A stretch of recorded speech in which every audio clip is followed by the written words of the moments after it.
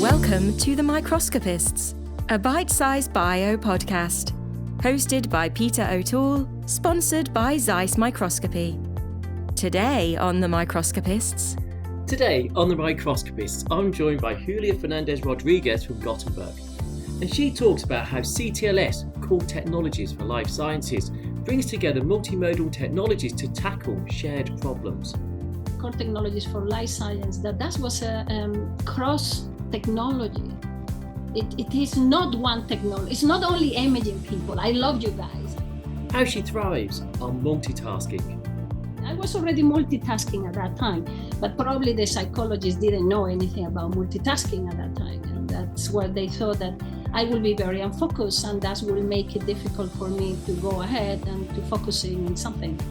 Say, okay, that's interesting to know, but that was me. And those wild science parties. We were doing quite crazy things and talking about the ELMI and, party and then science, party, science. All in this episode of The Microscopists. Hello and welcome to The Microscopists. Today I'm joined by Julia Fernandez from Gothenburg in Sweden. Julia, how are you today? I'm doing really, really well. As all the Swedes do, I had to talk about the weather, and it's bad weather today. We have raining and windy, and it's dark. But for the rest, I feel okay. What you're telling me? It's dark in Sweden, and we're recording this in winter. You do surprise me. Do you want to switch off the light, and you will see how dark it is? How dark it is. Because right now I'm in the office of my boyfriend and he have a lot of light, but if I remove this light you will see the difference. Anyway, yes, that's the way. It's in winter time. Next time we have to choose summertime. Oh, then we could do it at 3 a.m. in the morning and it will yeah, and you will get surprised for the amount of light you will have in that case. I will have the sunshine coming because this is the east and it will be a bit problematic. But Julia, yeah, you're not Swedish. Really? So, I thought that after 25 years in this country I was, but maybe not. No, I am not Swedish, I'm Spanish. So when did you move to Sweden?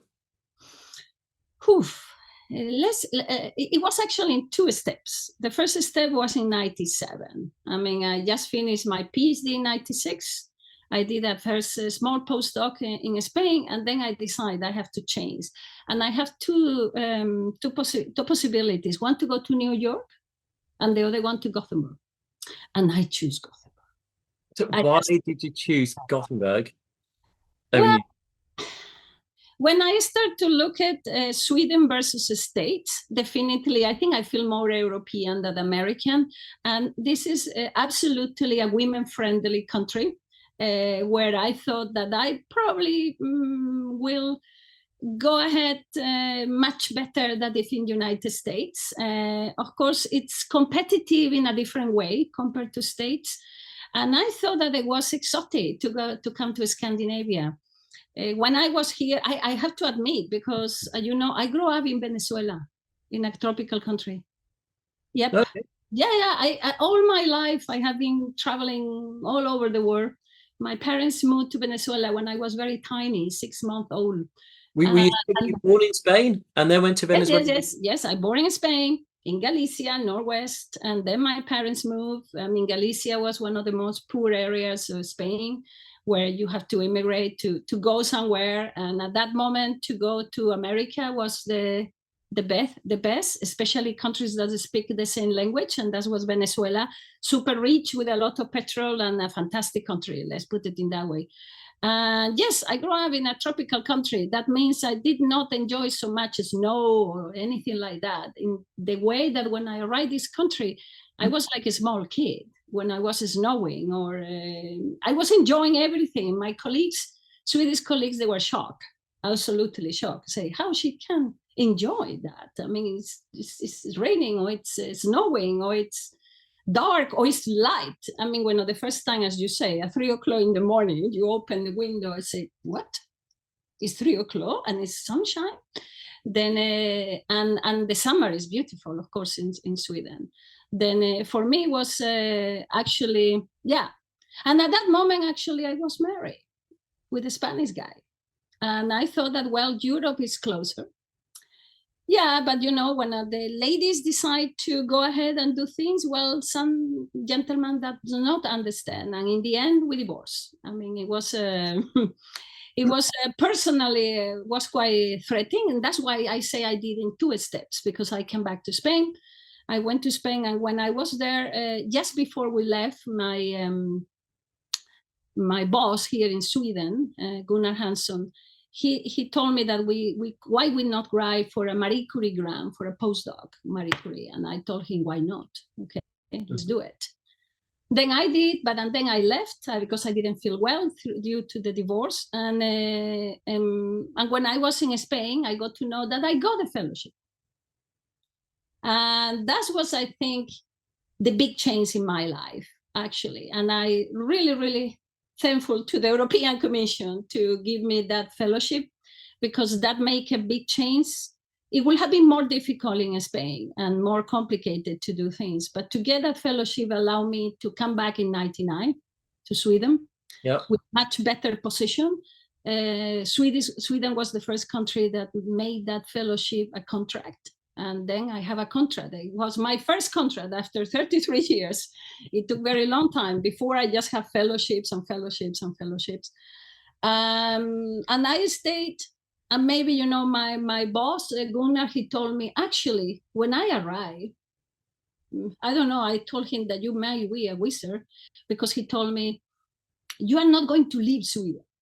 You are going to stay here. I'm quite sure of that. And of course, at that moment, I was still married. I said, what this man is talking about?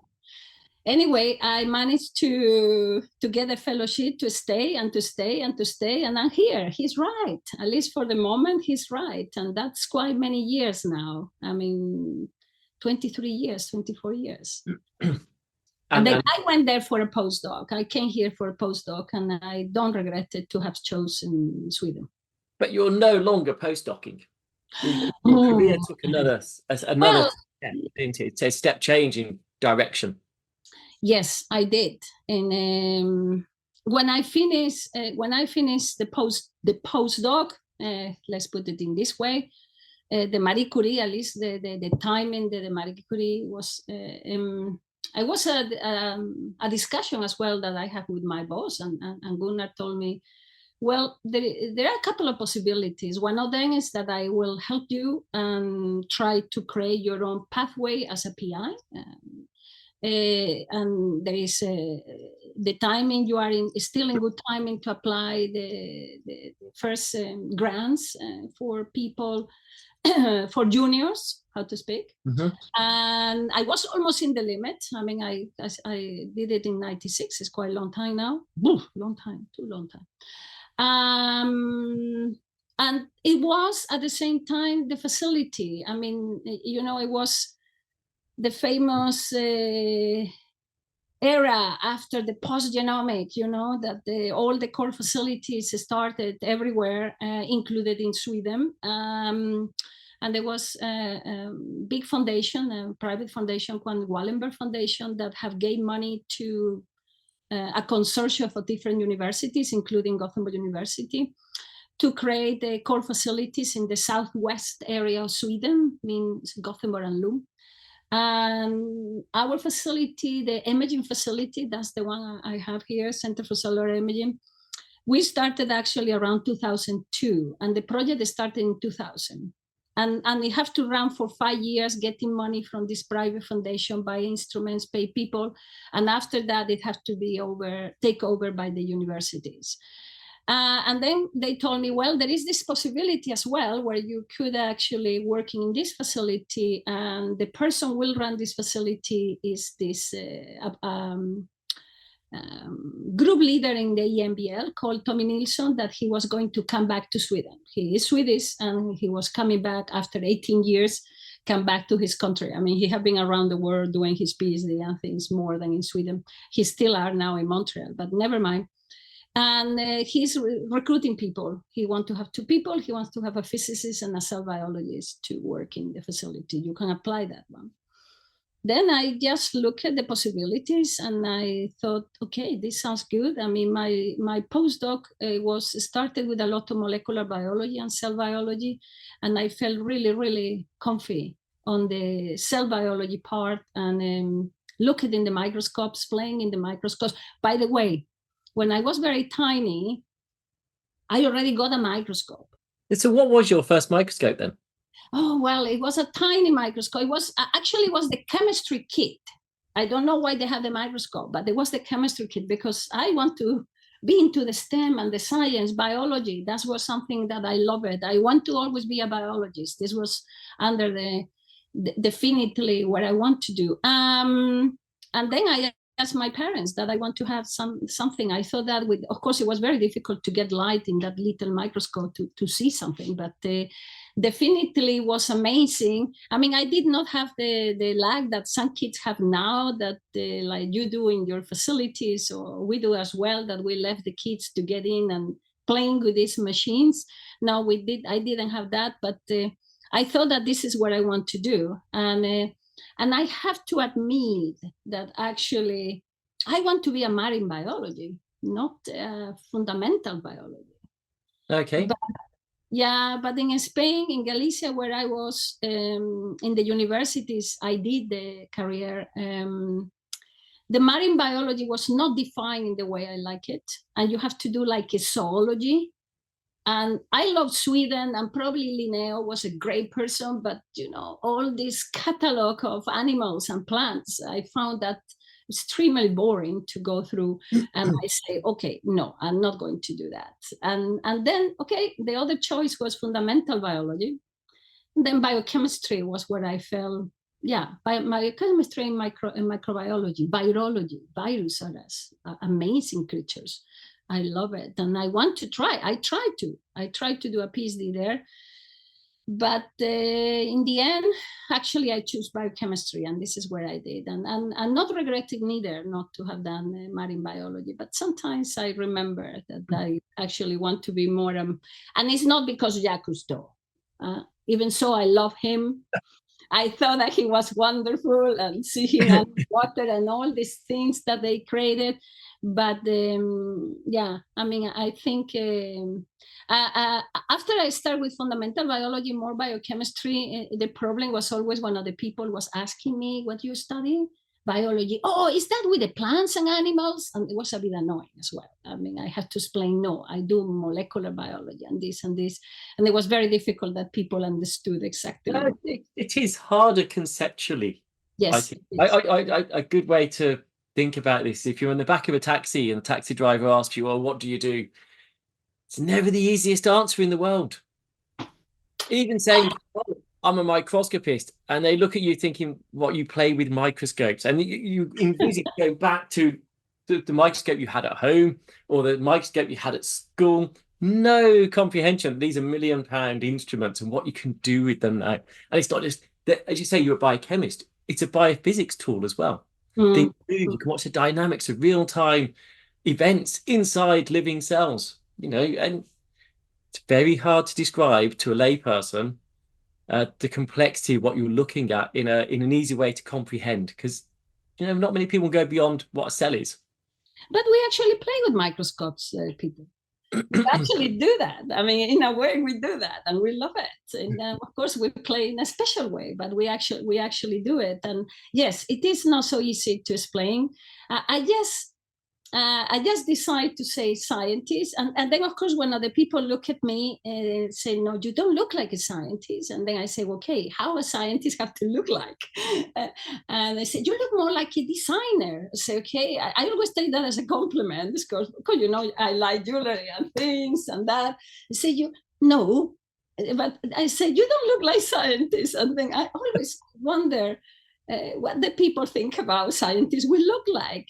No one answered me that question. Maybe they don't dare to answer me that question. Julia, maybe at the next ELMI meeting, we should all take lab coats and go out for an evening meal wearing lab coats so we look like scientists. And yes, I mean, we have to have this kind of But the smoking and steaming that they always coming from the labs. I mean, they always think that we mixing things. It's like witches and wizards and sitting there in a way, maybe we are. I mean, but definitely, never mind. It was quite interesting. One of the people doesn't, and then I say scientists, and then if I say that I study in cancer, cancer, and then wow. They sort of get it. They don't need to explain them much more than that. And I don't have to tell them that maybe I don't work in cancer, but I actually use cancer cells to the tools to working in the microscope. So I don't have to. Yeah, never mind. I'm just going to take you back a step. And you said how people say, "Oh, I thought you were a designer or something like that." Yeah. And if I dare say, you do dress more flamboyantly than many scientists that would be quite conservative. And I noticed today you're wearing a ring on your left hand, I think. I have two. I did wonder if that was a watch. It's so big. You could actually make it a watch face on it. Yeah, well, yeah. I actually was wearing a lot of watches before, but now for some reason, I don't know why, I feel always annoying to have something in the wrist, and I don't have it, just only the rings and the earrings. And I need to wear it. I promise you, if I don't do it, I feel naked. Literally, it's like you will see that me, if I'm just touching, it's like, oh, it's not, it's weird. When I wake up in the morning, I think about the clothes I want to have and what did go with the clothes. And it is not a ritual that I sit in there watching this and this, but it's sort of that I need to think about all that, and it's part of me. And I think I hear sometimes some people, oh, this look fantastic in you. I will never wear it, but it looked very nice. I think it fit with the personality. I think everybody will fit nice with things, because when I see people, they are so grateful and smart, and you just wanted to do something too. You can look better than that. It's superior to me. I don't do anything. I don't tell people I'm trying to be educated, but definitely sometimes, yeah, I know that I do, and I have done always. I remember when I was going to the faculty in biology, of course, imagine all my colleagues biologists with the like hippies or a bit more, and I was more posh or and with car. It was just like, okay, that was too much. It was always a little bit different how to speak, yeah, but what to do is that's me. So staying on the arts to the side of the science, the other thing, you sent me some pictures, and I don't have a pic. I don't think I have a single picture of you dancing, and yet you are a very good dancer. Normally I don't take pictures of me when I'm dancing. That's the problem. Yeah, I know. Actually, you're right. I was thinking about that, but when I was giving the pictures, I was in the train to Stockholm, and I did not have too many there. But yes, that's right. I meet some of them, but you just said I like dancing. I love dancing, even so that when I started ballet many years ago, I think I was too tall, and when you are too tall, you look weird, really weird compared to other nice tiny girls. We were 5 to 6 years old, and then I probably look weird compared to the rest. And our instructor, dancer, or trainer, whatever you want to call it, she was a bad person. She was a bad person. You don't tell a 5-year-old girl that you are not good. You are not going to dance. She told me that. Believe it? Yes. Did that inspire you to dance better? Yeah, maybe that was. But I have to admit, if someone is telling me you are not able to do that, or this, no, that's encouraged me to say, okay, guys, you are going to see that I will be able to do it. So I'm going to go back now and defend your teacher. Was your teacher a bad teacher, or did she know how to? I know not at the age of 5 you couldn't do that, but no. It's good for someone like yourself. It's a good trigger to get the best out of you. I've certainly had teachers who told me I was useless, and I'm sure they knew I would just rise to the competition. Yeah, because they knew I was competitive. Yeah, yes, I think it did not.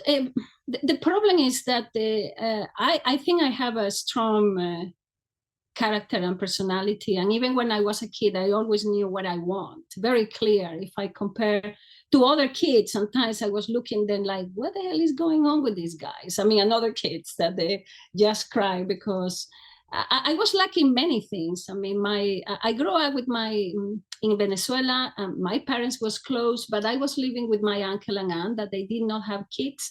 My parents have 3 small kids, and then it was too much for them to work and to take. And then I was living with my uncle and aunt, and I did forever. For me, it was like my parents. I love them, and they passed away some years ago, and for me it was horrible.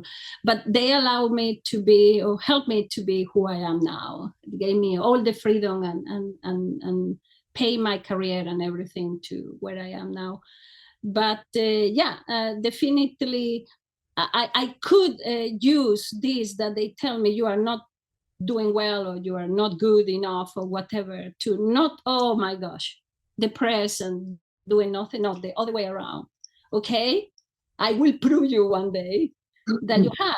Well, I don't know, maybe you are too young, but when I was they was doing certain stupid things, at least in Venezuela, and also they did in Spain, that they do this psychological test to the kids when you are a small kid. They do some kind of psychology test, you have to do certain things. And then the psychology will look at and tell your parents what they think about you. Well, they told them that I will never make it to the university. To Julia, you have no idea how similar your story is. I mean, they told them that I will not make it. I mean, I'm the first one in the university from my family, that's right, and go all the way, the only one with PhD. But they told that, and I remember that when they told that to my parents, and for me it was just like if someone says something, but I have never forgot, because I always remember this. But it didn't bother me, and I saw, okay, I go, and you know why they told that? Yeah, I mean, I realized that I'm like that. I cannot prove. They thought that I was a very unfocused person. I'm talkative, I'm talking to you, and I'm looking this, and I check in the paper that I need to do that. I take my coffee. I'm thinking about that after this interview, I need to do this and this at the same time that I'm talking to you. And for them, it was like I was not focused. And that's right. I will have, sometimes I have, probably people have that feeling when they look at me. But the reality is that it's not true. I actually realize what is going on around me and very much getting the details. I finish my tasks, my homework and everything, even if I'm talking and I'm doing 2 or 3 things at the same time. I was already multitasking at that time, but probably the psychologists didn't know anything about multitasking at that time. And that's where they thought that I will be very unfocused, and that will make it difficult for me to go ahead and to focusing in something. Say, okay, that's interesting to know. But that was me. That's it. So my mom listens to these podcasts. Actually, she watches them. She doesn't. She watches them. And what you just said, actually, she was told. My parents were told when I was in a middle primary school. The final summary was, well, it's like this. He won't be going to university. No chance. And I went up to high school in the bottom set. But that's what I kind of needed that to look around and go, actually, I didn't feel as though I was not bright or not clever or not intellectual. I didn't focus. And then I guess looking around, I decided to focus and make getting good results my game, my competition. And then accelerate up, and then took my foot off the gas again at some point. And then put it back on again. So I've got to ask, you've excelled at microscopy and in the core facility, which we'll come to in a bit. So who told you you were rubbish at microscopy and you'll never make a microscopist? Because here you are as a top microscopist. No, I don't know if someone actually told me that. I don't think they dare. At some point, I think I don't think with my character and my forward. They dare anymore to tell me you are rubbish in microscopy, you don't do it very well in microscopy. Actually, no, I think they're having the other way around. Of course, I was doing a lot microscopy already on my postdoc. I was the only one really working in a confocal. I have to learn how to work in a confocal. Literally, the way they did it was less than an hour training. I think it was half an hour maybe. Mm-hmm. Where they just showed me you have to go to the key. It was a Leica NT, very, very old. Still with argon lasers and krypton argon lasers and stuff. No sequential whatsoever. The only sequential was literally switching off the lasers. I started in the postdoc, and then after when I started in the facility, of course, at that moment, there was not many training courses for anything. We have to learning by doing it and make trials and errors until you know what to do or not to do. Tommy Nilsson actually gave me the possibility, and he is a real cell biologist, and he's a cell biologist that did a lot of light and electron microscopy, both because obviously as a cell biologist working in the secretory pathway, you need to see vesicles that are 50 nanometers, and you cannot do that with, at least not before, with the microscopes we have.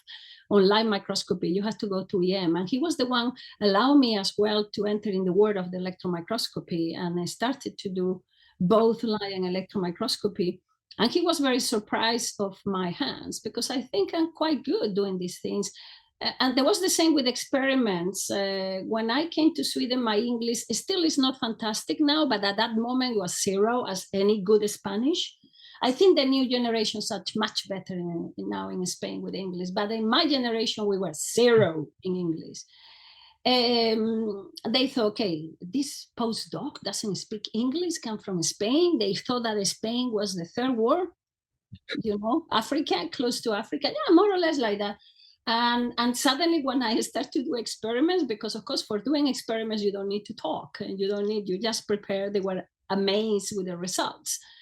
Then I think in hands I'm quite good, and microscopy as well. I'm perfectionist. I like colors. I like to find things, to discover things. And I think the microscopy gave me the possibility to see and discover these things that you don't see when you do molecular biology. That is so boring just to get in bands and things in a gel.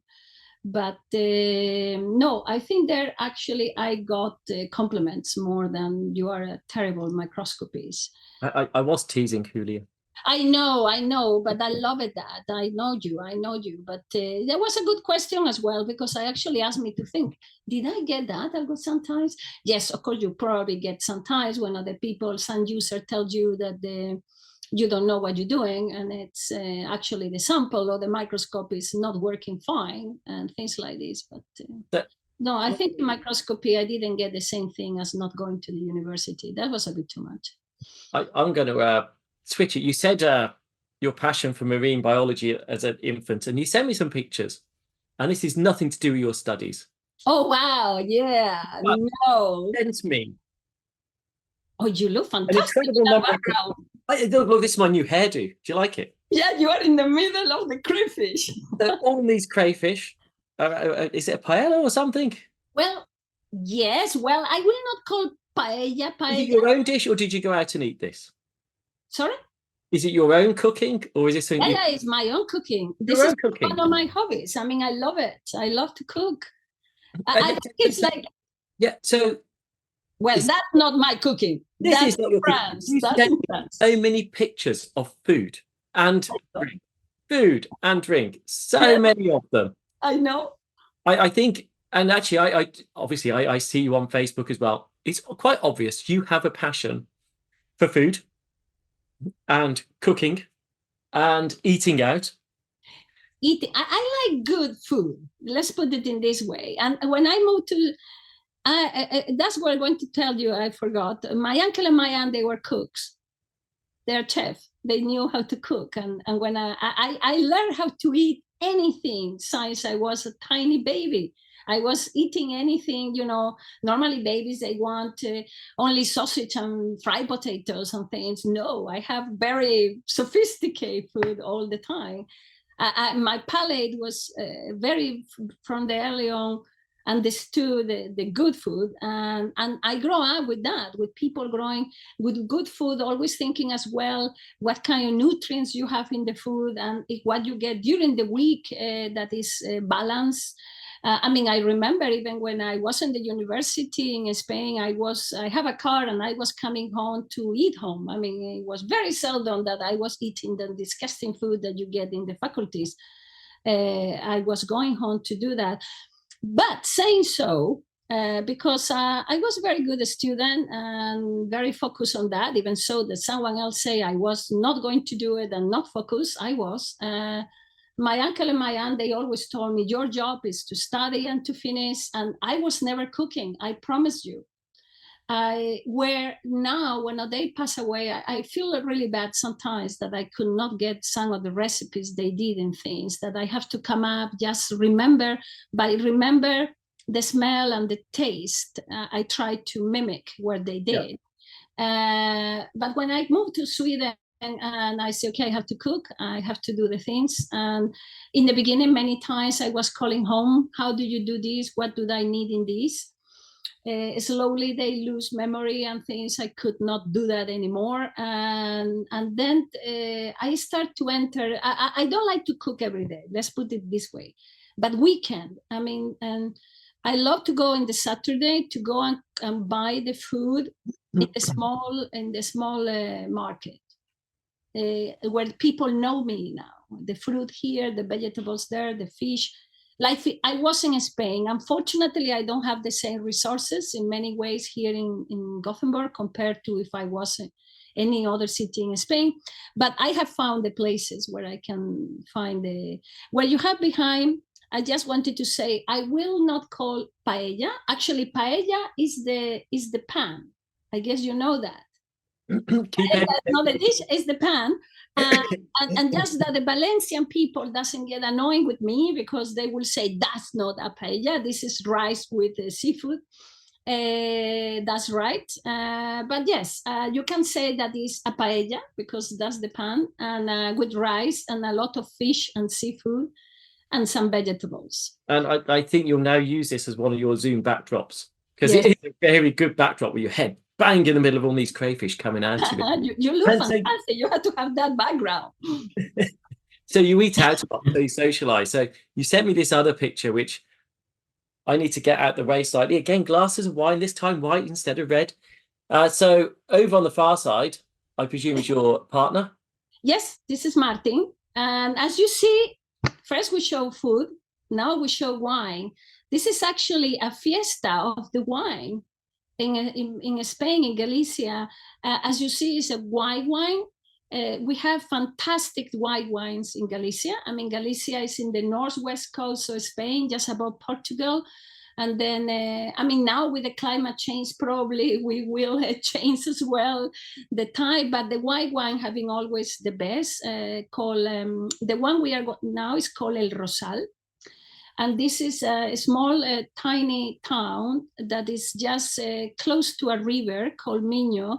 And Minho is a river that separates Galicia from Portugal. And we are just from that city, almost we can see Portugal in the other side. And we are really close to also the ocean of the Atlantic. It's not really far away from that, where it gives a very special microclimate. We talk about the microclimate in York. Well, here they also have it with the slopes where all the grapes can sit in there, and then they give a special taste to the wine as well for having river and ocean coming. And yes, and I'm with my best friends, Antonio and Maria Jose, that are also enjoying. Well, I guess that's why we are really good friends. And I have other group of friends as well that we have. And we go to that fiesta. It's around the 15th of July. It's always every year. And we go always there. Why we like it is not only for the wine. In that one, I didn't dare to give you the other one where we have, I think, 10 bottles of wine. Well, we were not 5. We were not 4. We were 8 people, but never mind. You can buy the bottles, and there is a small, I don't know how you call it, cottage or small houses where they show their wines, each seller. and then you can buy the bottles and drink it. And this one, it's not too big town. It's very small, and that's very convenient, because if you go to the big ones, they become a bit too tourist. This one is not. It's more the people from the village and from surroundings, and become less crowded and more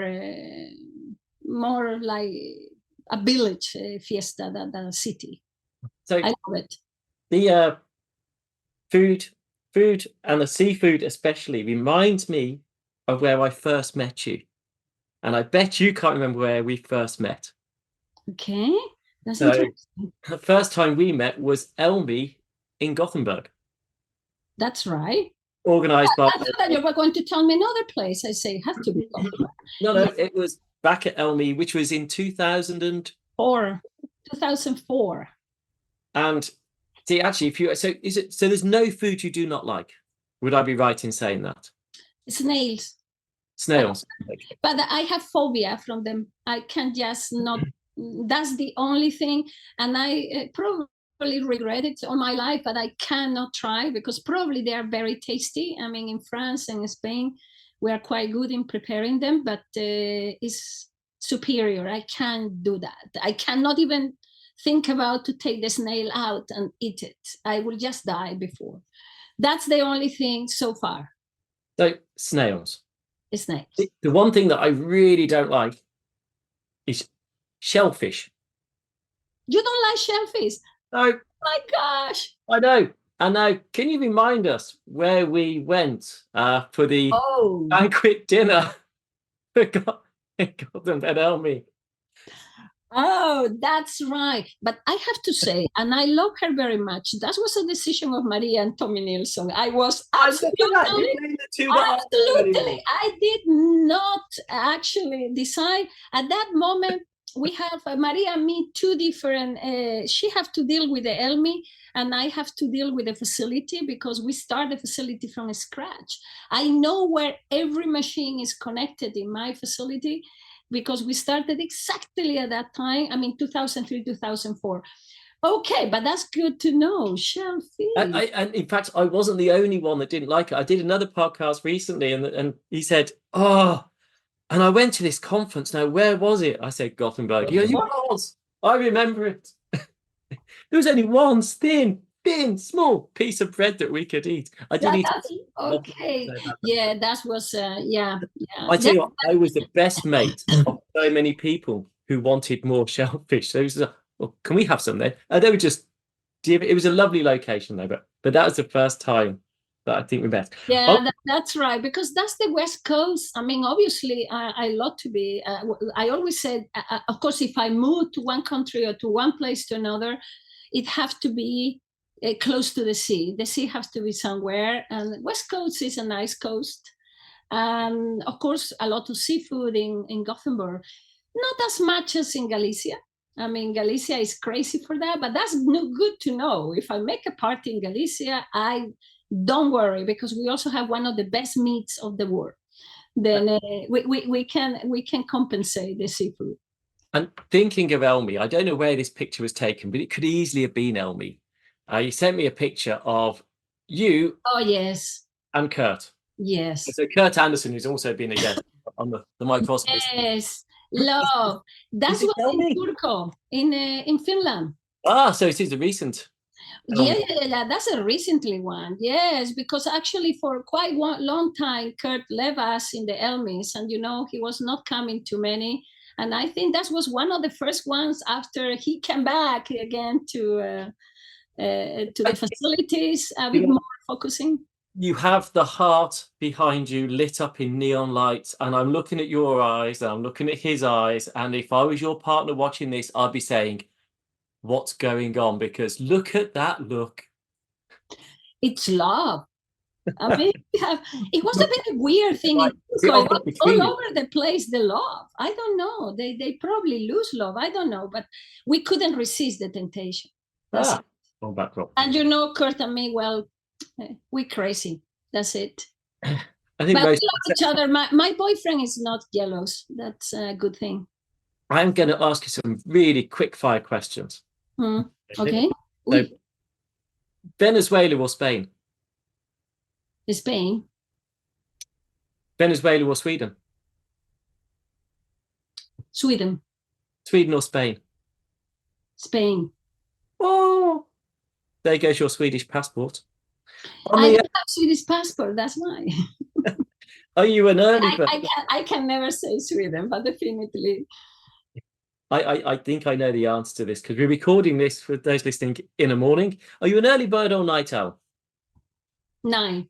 I don't know. Well, yes, I prefer, I'm much better. My biorhythm is much better in the afternoon and in the evening. I'm more productive. I prefer to, when I was studying, I was preferring to go to 3, 4 o'clock in the morning than to wake up early in the morning. Of course, sometimes I have to do as well because you have few time to prepare the exams. But definitely nights it was loving. I mean, I'm not as good anymore, and I guess that's age. But yes, I remember when we were party on Friday and come back home after the breakfast outside. And then come just think about the Elmi parties till 3, 4 in the morning, and then you're up at 7 and back to conference night after night after night. You know, I'm not sure the latest generation could even keep up with that now. No. I don't think they do. They're far more sensible. Yeah. I mean, I don't know. I'm not sure if it's sensible, the word, but definitely no, they cannot do that. I mean, even when we go out now and we have been out with younger people, they just tire immediately, or I think they're drinking too fast. I mean, we were like drinking on a car, of course, have gin tonics and things, but I don't drink in the same speed that they do.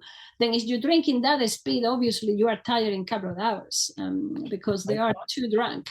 Not if you were British. Come on, we had a culture of drinking fast. We used to have pubs that closed to 11, and then it was okay, let's not enter in that and see what happened in Spain, in all these places where we have all these hooligans, English and Swedish and Norwegian hooligans. I remember once when just quick say, in years gone past, hopefully not anymore. That's right. But the first time I went to Canary Island, in Tenerife, we told the guys that we were going to visit certain area because it's where the pubs and that, and they told me, don't go. Because we're Spanish, and say, what do you mean? No, don't go there. It's full of hooligans from England, Sweden, and Norway. And you know, I know my boyfriend is Swedish, so I say, okay, let's go to somewhere else. We don't go to the Swedish. Now, well, they find it too cheap drinks maybe, but yes, we were doing quite crazy things. And talking about the ELMI and party and then science, party science. One of the first times I came after the ELMI with my boyfriend, I just arrived and sit in the sofa and fall asleep, 24 hours in a row. He was looking at me and tell me, what's going on with you? And said, you don't want to know. This is like Las Vegas. You don't say what's going on. He always know that if I come back from the ELMI, I need to rest for a couple of days before. True. You party hard, and at the end of it, you could keep it up until the end, and then it's just a collapse. Yeah. It's absolutely. I mean, you can do nothing about that. You just only have to rest. So carrying on the quickfire questions, PC or Mac?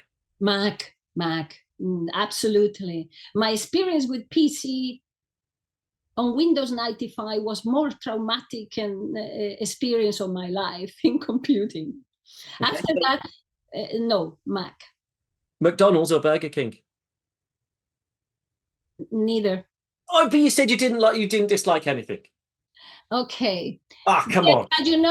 It will be McDonald's, but I never eat the McDonald's hamburgers. I only take chicken hamburger. I don't dare to eat the hamburger. I'm sorry, I'm too posh in the food. My uncle and aunt, they were preparing the hamburger with a really good meat.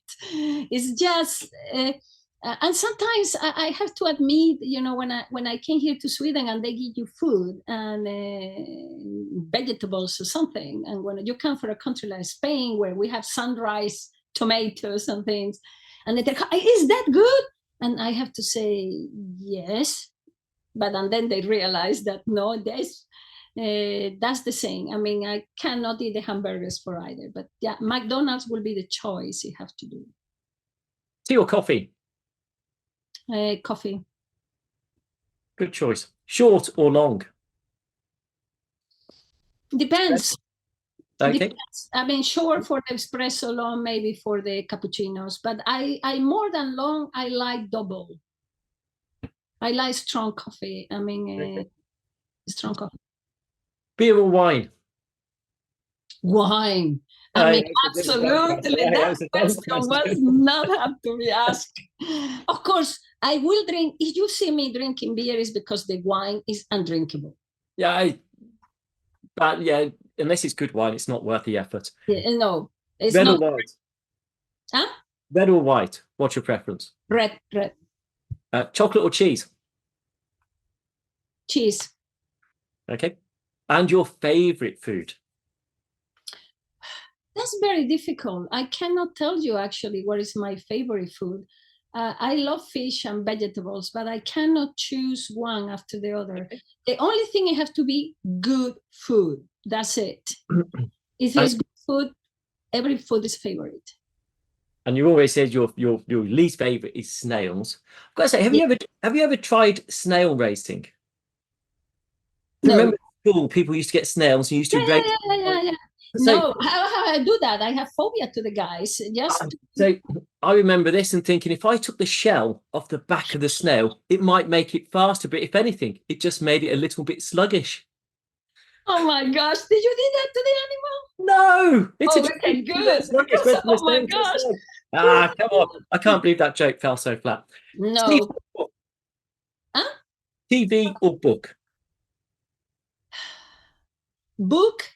But later, too much TV. It's like I need my brain to relax, and sometimes books doesn't allow me to do that. Where I'm very upset for that. But yeah. Do you enjoy any trash TV? Yes, sometimes I do.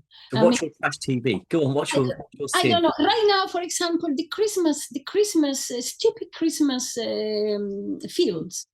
You know, the ones they always finish so well with the boy and the girl together and kissing each other and loving forever with Christmas song in the back. Come on, this cannot be more trash. But okay, so on that note, what's your favorite Christmas film? Well, I'm going to tell you this. It is not my favorite. It's not a Christmas film. But it became a tradition, and that was Harry Potter. And after, once Harry Potter finished The Lord of the Rings, I was going every Christmas, going home to Spain. And, you know, for a while, all the Harry Potter films was coming in Christmas time. Okay. And my best friend, Antonio, the one you said there, he's crazy for Harry Potter and Lord. He was, I don't know, practically to see the film 3 or 4 times once they're coming. Then for me, it was a tradition. And actually, I missed that one. And we are going to plan to see all the Harry Potter films. But saying so, yes, Love Actually, we saw yesterday. It's the film, of course. That is one of them. But definitely for me, still Harry Potter and the Lord of the Rings is the tradition in Christmas time. And it reminds me to be with my friends. I think it's nice. Okay, and what about just your favorite film of all time? My favorite film of all the time? I don't think I have a favorite film of all the time. Okay. Star Trek or Star Wars? Star Trek. I'm old, and the Star Trek. I love this old-fashioned. I love it. And this, when you see now the field, and you see, we actually have a scanning electron microscope that I kept the console, because it's exactly the same as the console in the Star Trek. I've never thought of it like that. Because when I saw that, shit, this is a Star Trek. I couldn't throw it away. Okay, it's just a small piece. It's not a whole console, but yes, a Star Trek. So, I don't dislike Star Wars, except the modern ones and to the old-fashioned ones. So, last quick fire question: what's your favorite color? Any color. I love colors. Initially, I have to say a lot of red color, but as you see me, I always dress colors. I need colors. The rainbow, all of them. See, I'd have said Psi 3, but there you go. Yeah. Yeah, that's a difference. See, I think microscopy colors. You just thought artistic colors. Yeah, I mean, why did I have to choose a color when I could have all the colors of the world? So you mentioned scanning electron microscope, Justin. You sent me this image. Oh yes, I think yes. Because I don't think I realised you were so into electron microscopy as well as light microscopy, but evidently, I know your track record. Well, I have to admit that was not me were doing that, but I was taking the pictures. I mean, that's when I was in Germany in Oberkochen to check the microscopes, to choose and to see how they performs. And where you see there, of course, I guess you know, this is an ultramicroton. Where you do there is you're cutting, sectioning very thin sections of. In this particular case, actually, it's epoxy resin embedded sample. Typically 70 nanometer sections, or were you doing? Yeah, 70. Yeah, you can go less, 40 nanometers, 70, 100, depends how you man. And in this case, they were doing around 60 nanometers, 70 nanometers. And as you see, this is a bit automated to capture ribbons, very long ribbons. Yeah. And this is a special knife that is a bit bigger that allow us to have, where you see there in black, is a silica wafer. Then you just submerge, catch the ribbon, and then this is automatically taken, because of course if you try to do by hand, even if you're really good, you're shaking and you will break everything. Then you have something to catch it more automated. And I just love, for those who are listening, I apologize, but it is worth seeing the fact that this is held together by a paper clip, which all that high-tech technology, and it ends up with a paper clip for that precision. And you sent me another picture in this case. Oh, yes. We were just checking. This is the Argolite, actually. We were just checking the performance of a microscope. Why is the microscope in the back? Yeah, there's that one. Yes, that one. What is it? That was the PS1, the Paul structural illumination. The LIRA. The Zeiss system pre-ELIRA. You can do a commercial. Yes, this is a size microscope. Yeah, so yeah, you can actually see almost the logo there. Yes, I mean, we were just trying, actually her, oh, I love her. She's a fantastic girl. She was only 22 years old, but super smart girl. I hope that she's doing fantastic now. I think she's done PhD now in France, she's back. But she was helping us with, you see, she still had the mask a bit, as you see, it was COVID time. And she helping us on the image analysis and processing, and very, very smart girl. I love to have younger people in the facility. I have 3 people around 23, 22 that right now, some of them, they did not do their PhD. They just went directly into core facilities, more maybe focus on image analysis directly, and they are super happy and doing super well. I mean, I'm happy for that. I am going to jump about a bit, and I said I finished with a quick fire, but I have to ask you very quickly, what's your favorite conference? ELMI. I mean, okay, Mrs. President of CTLS. Oh, well, Life Sciences. You chose ELMI over CTLS. No. Well, I don't think I have it. You didn't let me to finish. My favorite conference as a microscopist, it is the ELMI. My favorite, definitely, when I went the first time in 2014 to discussing about transversal problems that we have in the facilities, of course, is the core technologies for life science, the CTLS. Unfortunately, we have not had many CTLS conference compared to ELMI, and then you are right. Then the people on CTLS going to say, okay, the president doesn't say CTLS. Yes, but definitely ELMI is in the top and is in the soul for many reasons. We even ran the ELMI for quite a long time in Gothenburg. But the CTLS, of course, it is something for where I felt that I can do more than just the microscopy. That's what we're done all this time, where you can As you know, in my facility, we have electron microscopy, we have light microscopy, we have imaging mass spectrometry. It's a multimodal, and that's in a way go with me. And when I got to know about the CTLS, the core technologies for life science, that was a cross technology. It is not one technology. It's not only imaging people. I love you guys. I love you, and I love all my imaging colleagues. And I think our community have moved forward comparing to other communities. So beautiful. But the idea of having all these people with different core technologies, but with the same problems. That when we talk about more transversal problems, sustainability of the facility or career path, everybody have the same problem. Yeah, no, I agree. So obviously I'm part of CTLS. We've got in the UK Technology Specialist Network, TSN.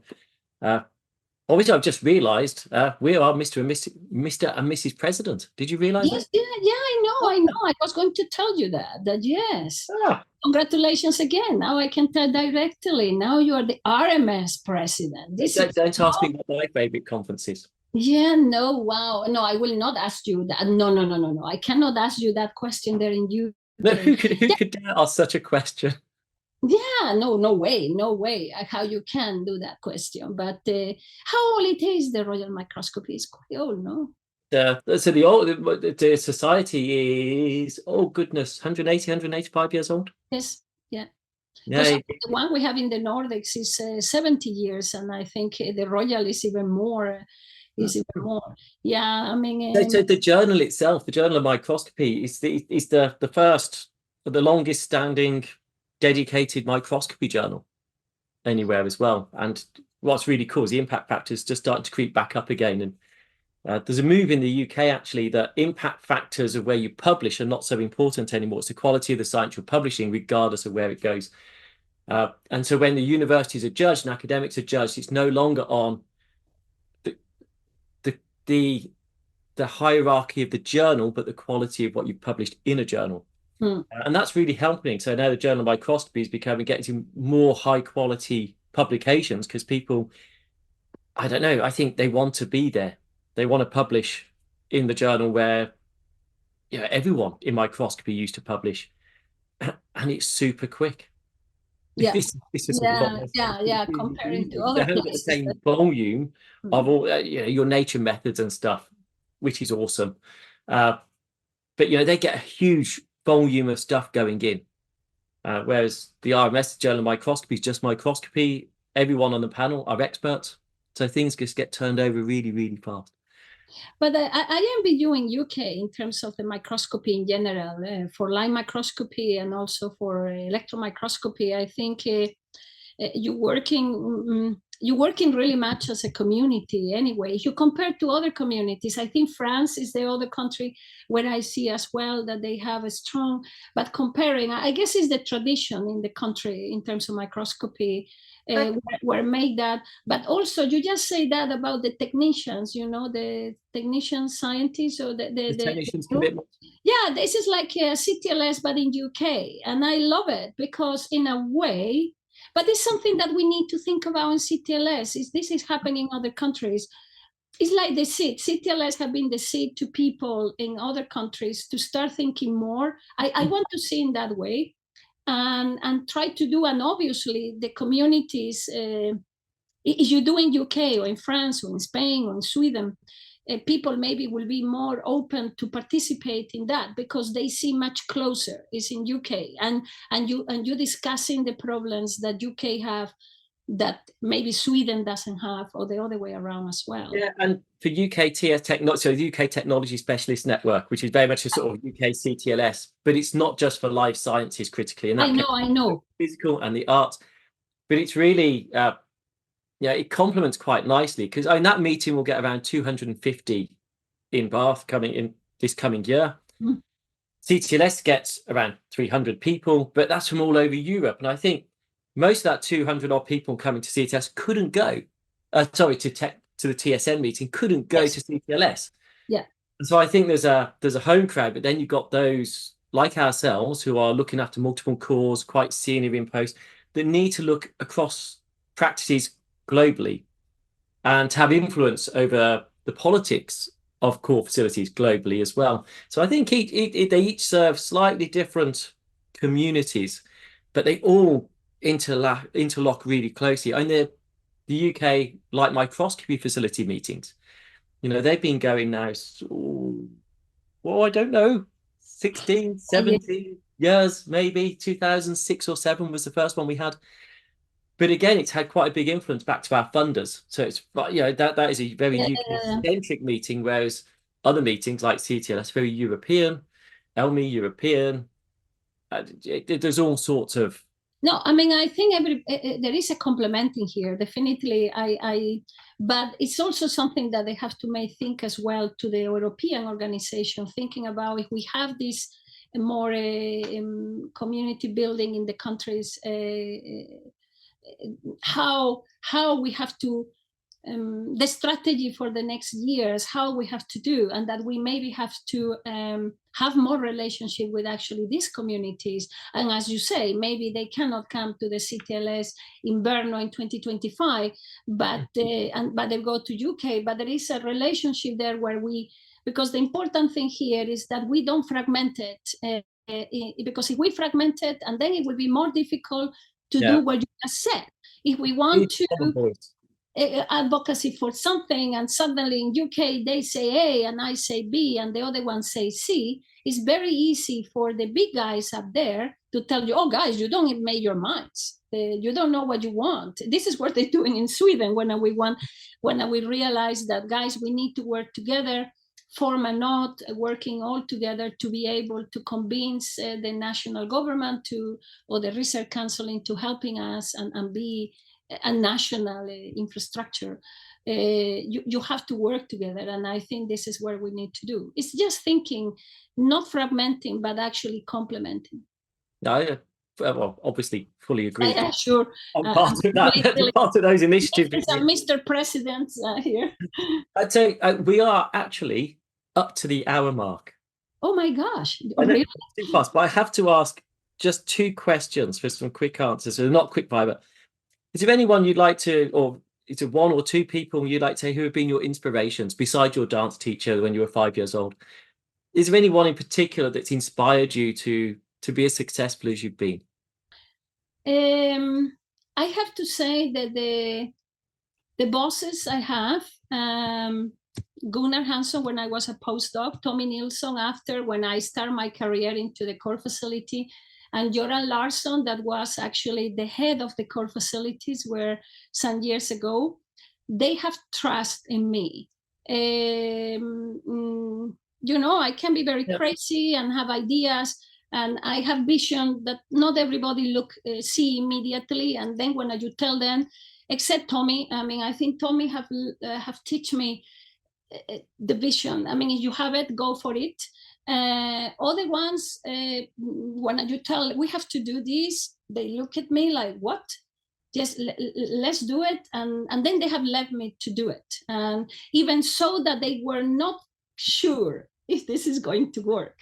And I just only tell them, you trust me that it's going to work.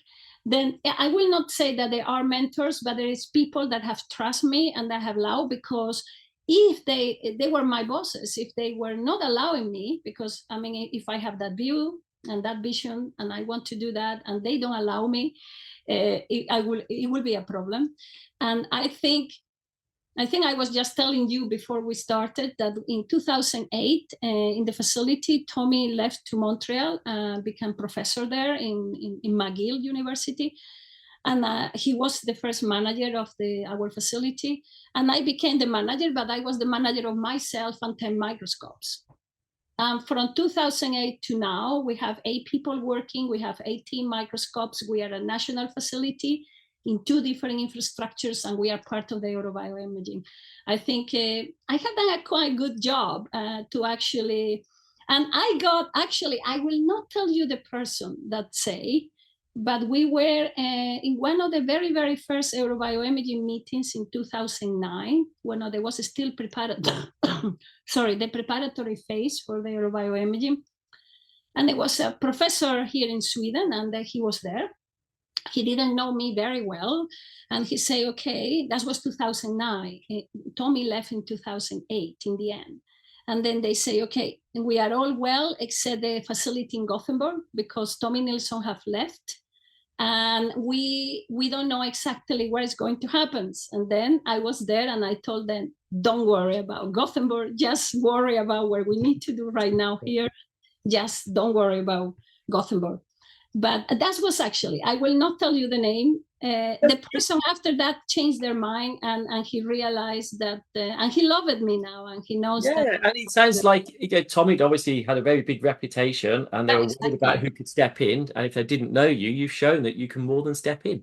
I think more than actually, Julia. I think you probably developed it in a way that Tommy would. I think you're different to Tommy. Yes. And you developed it and nationally led as well. And I think maybe Tommy has been a great inspiration. So I think it's a good shout out. For inspiration, definitely. But for me, it was actually a release when he left, that I could do what I want. And the boss I have at that moment allowed me to go in that way. When I asked, the only way is this. It's true that before he left, Tommy, he told the new boss, you need to trust her. I mean, he talked. He always have, and a very responsible, extremely responsible. I guess this is part of my education. And Tommy always acknowledged that. He said, I never saw a person like that. You are also loyal as well. If you are my boss and I have to work for you, I will do that if you allow me. And I will do even if you don't allow me. You know what I mean? Yeah. And for him, that was in the work he was doing, because he did a PhD in La Jolla States, EMBL, very, very competitive environments where people is just fighting to each other in one way or another. He really thought that was a virtue in me that you don't have in others. He also wanted me to have in Canada. That's why I took a sabbatic. I was 1 year in Canada, in Montreal. But I didn't I love the city. Oh my God, fantastic. I mean, Montreal, I would love to live there, but science-wise, no.